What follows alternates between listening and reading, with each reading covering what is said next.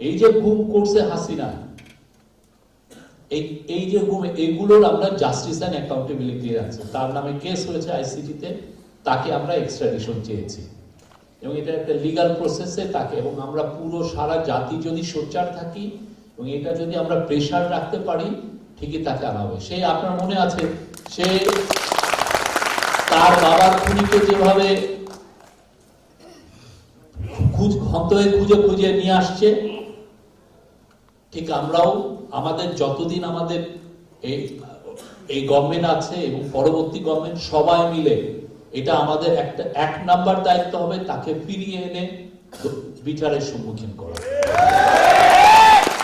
এবং যত রকমের ইন্টারন্যাশনাল প্রেসার তৈরি করা যায় সেটা এই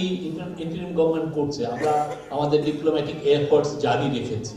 সবাইকে আমরা বলছি যে সে কত অলরেডি দেখেছেন যে তার একটা ভাগ্নি এখন মন্ত্রী নেন, ঠিক না? আমরা